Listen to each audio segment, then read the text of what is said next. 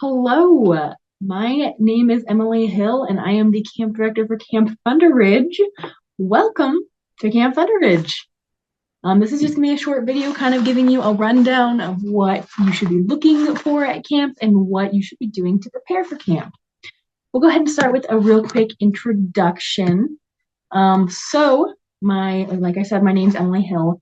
I am from Moroni, Utah. So if you're familiar, if you're not, that's okay. It is the middle of nowhere in central Utah. I do have a lot of scouting experience. This will be my ninth year. I've had time at Typhi Scout Camp, Schofield Scout Camp, Maple Dell, Camp Browning, and now Thunder Ridge. I do work full-time as a residence director at Utah State University. And I have a lot of fun hobbies that are great for Scout Camp because I enjoy hiking and climbing and reading and art and also most other scouting activities. So I am a big fan of basket weaving. My email will be at the bottom of all of these slides. So if you have any questions throughout the video or afterwards, please feel free to reach out to me. Just so you're aware, most of the information we're going to be going over today is also found online on the Leader's Guide. I would recommend you download a copy of this Leader's Guide. This is the website you can access it at. You just scroll all the way to the bottom and click the link that's labeled 2023 Youth Camp Guide. Thunder Ridge is kind of out of the way for a lot of people, unless you live in like Parowan or kind of Cedar City, St. George area. But here's some instructions on how to get there from Salt Lake. Typically, if you just throw into Google Maps, it'll help you out and it'll lead you directly to camp, so wherever you're coming from. But if you are coming from anywhere north or coming from Salt Lake, here's how you get there. You'll just basically head south or towards the bottom of the state, and then you'll head up through Parowan and then go through the canyon. And if you're coming from Parowan, you'll be turning left onto a dirt road. We'll have a big sign that says Camp Thunder Ridge out. We'll likely also have staff members directing you where to go. But it is just a dirt road to the left. If you are coming from the opposite direction, it'll be to your right. Basically, if you're coming from Parowan and you reach Bryan Head, then you've gone too far. If you're coming from Bryan Head and you've reached Parowan, you've gone too far, back up. Here is our schedules. We have our two different kinds of youth group camps. We have our 3-day schedule and our 4-day schedule. So whatever one you've signed up for. It's pretty self-explanatory, pretty easy to follow most of the time. Sometimes we can get a little confused, but the time that it starts at is what it starts at. And then that's also the time that the previous activity ended. So for example, like on Tuesdays, we have our early morning hike for our 3-day schedule. And that starts at 7 and goes until 8. But that's a really beautiful hike. It is our hike to Eagle's Nest, and it is stunning. You can see basically the entire canyon. So I'd recommend doing that with your group if you can wake them up. But every morning we have breakfast at 8 a.m. We have flag ceremony directly after that. And then typically we'll launch into our rotations. On Mondays, you will check in. We'll go into check-ins in just a little bit. And then we'll have lunch and launch directly into rotations. In the evening, we'll have our campfire, which is where we have the staff put on skits. We'll have a little intro as to what we're all about, and we'll usually have a flag retirement. And then we'll let you guys have group time. Tuesday, we'll have all of our rotations, and we'll get into rotations in just a minute. And then we will have basically just campsite chore assignments of making sure that everything is good to go for the next day. And then you guys will have group time. Typically, we'll have groups do like their closing devotional or whatever that night. The next morning, we'll have our camp-wide relay race. It's super fun. We have a whole bunch of different activities that we'll have your participants do. And then you'll just pack up your campsite and go home.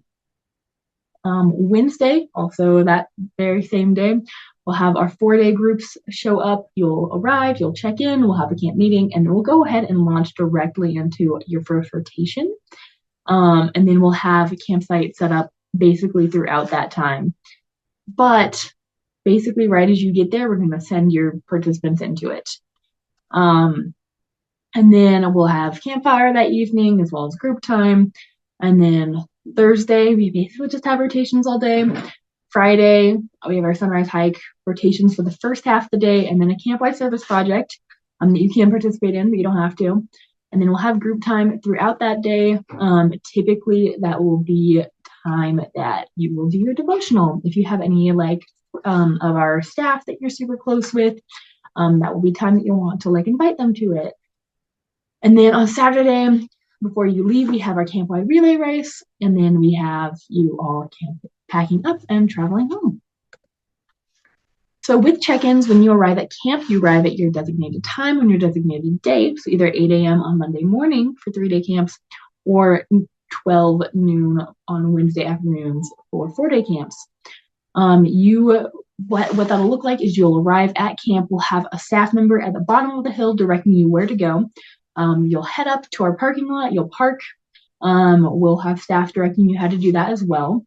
And then you will send one leader to the lodge for check-in. You'll bring help forms for both youth and leaders. And then everyone else will be shown around real quick by one of our staff members. And then we will have a leaders meeting. We'll actually have a camp-wide meeting about an hour and a half after your scheduled arrival. We will have everyone there, and we'll kind of go over a couple of things like how program's going to work and what the week's going to look like. In terms of payments, half of your total balance is due May 2nd. The remainder of your balance is due at least 2 weeks before you arrive at camp. If you plan on having visitors, please let them know they need to check in at the front office upon arriving at camp. We will be calling law enforcement on anyone who is not meant to be there. If we haven't had someone check in, we don't know that they're supposed to be there, we will call law enforcement. But have them check in on the office. We'll make sure that we know that they're supposed to be there, and then we'll also get any additional meals settled. You can buy those at the trading post, but we'll get those all settled. If you are coming with a church group, you will also need to bring your insurance from the church. In terms of activities, we'll be rotating between these activities. We have our high ropes course, which is like this 2-story, really cool activity. It has a bunch of elements with ropes and cables and swings, and it's really cool. It is fantastic. I love it. It's really awesome, and that should be a really good time. We also have archery and knife throwing. You are learning how to shoot arrows. And then we have a beautiful archery range. We also have knife throwing to the side of the archery range, and it's really fun. The kids really love it. And the leaders really love it, which is great. And then we have rifle shooting, pretty straightforward. We'll teach you how to shoot rifles. Kudos to you if you can join our dime club, but it's a good time. Group games, we have a couple of staff that will lead your groups in group games. These can include frisbee golf. These can include team building games. We're going to have a lot of different games to help your group grow and continue to develop. And then we have hiking. We have a rotation of hiking. We are lucky to be in a very beautiful part of this country. We are in a stunning place at camp. We have a lot of hiking both out of camp and places that you can really quick drive to. Typically, we have free time directly after your hiking rotation so that you can take up 2 rotations for hiking. If you want to just go straight out of camp, we have hikes like Hendrickson Lake or Little Thunder hikes. Those are both 2 small lakes that are right near camp, and trails lead directly out of camp. We will have staff members show you exactly where you should be going on those. We are also right near Cedar Breaks National Monument, which is stunning. I don't know if you can kind of see, but that's a picture I have in the background. I love Cedar Breaks. You can also head up to Bryan Head, which is that town that's a little bit above us. They have awesome little cute businesses. If you want to check out any of those are really cool, and usually the participants love it. You can also hike to Bryan Head. It's beautiful. We have a road that leads directly to it. And then we are also near Bryce Canyon National Park. It's really pretty. It is a little more of a drive, but if it's something that you have the time for, I would definitely recommend doing that. Just let us know where you're going and we will get you all worked out. In terms of food options, we offer 2 different options for your groups. We can either give you the dining hall where we'll cook and serve the food and you don't have to worry about it. If you want to do that and haven't marked that you'd like to do that, you can add it to your registration online, or you can call our service desk at this phone number to get added. I love it. It's super easy, super straightforward, and you don't have to worry about lugging chicken across the state, which is really nice. But if you do want to do that, you can bring your own. You just bring your food to camp, you keep it cool for the week, you take care of it, and you cook it at your campsite. Pretty straightforward. Typically, the kids also like that option. If you want to make them cook, typically they'll like that. Awesome. And then in terms of safety, we do have a set of safety rules in place. This is for everyone's safety, and we will be enforcing these at camp. First and foremost, we do not allow people to climb trees. This is both to protect our trees, but also our humans. Along the same train of thought, hammocks are not able to be strapped to trees. You need to bring your hammock stand if you want to put up a hammock, but we will not allow them to be strapped to trees. Allergies. If anyone in your group is using our dining halls and has allergies, please share these with us at this website. If they're like extreme enough that we need to like prepare ahead of time, you can also reach out to us. Typically things like gluten-free, dairy-free, vegetarian will prepare for. However, if it's something that's like super intense, definitely let us know and we will start brainstorming how to best serve your group ahead of time. In terms of fire restrictions, especially if you are bringing your own food, we do have fire restrictions pop up fairly often. We are in the south of Utah at a pretty high elevation, and we are usually at risk for some amount of fire. So definitely just check that out before you get to camp. The worst is when you have all these plans and then you learn that you can't have a fire. We are pretty strict on that. We will not allow you to have any form of fire if we have a fire restriction. But if we don't have a fire restriction, we do have plenty of firewood at camp. So there's no need to bring your own firewood. Just bring an axe or a hatchet to chop up anything that's already on the ground. We have a lot of dead wood. And then just a quick warning about our elevation. We are, depending on where you are in camp, anywhere between 9,000 and 10,000 feet in elevation. It is an extreme jump from most places in the country. And so, especially if you're coming from somewhere with lower elevation, there's a very good chance you will, or someone in your group will be experiencing elevation sickness or altitude sickness. It is a little rough. The best way to prepare for that is to either start acclimating to a higher elevation ahead of time. We've had groups who are from super low elevations start going hiking with their groups ahead of time, or just make sure that you're getting plenty of rest and drinking a lot of water. That's gonna be the best way to help with that elevation sickness.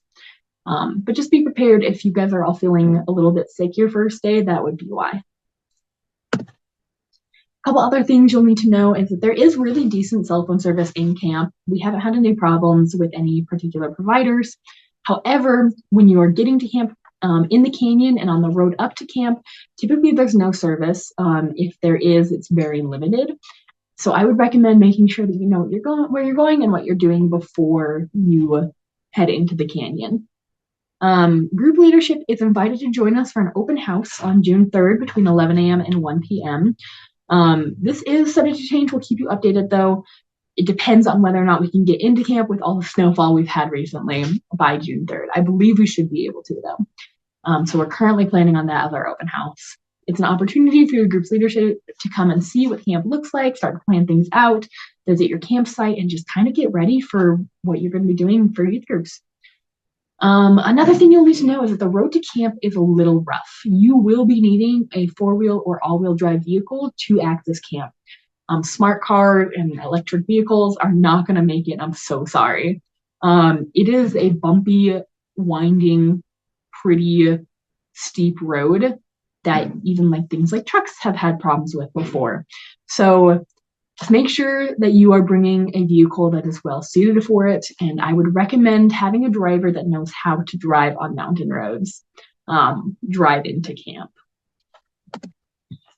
Okay, and if there's any questions, please contact us. If you have any questions in particular about this camp, feel free to reach out to me at my email. You can also call our service desk at this phone number. Additionally, anything to do with payments, you're going to want to call our service desk. But if you do have any questions, please feel free to reach out to me.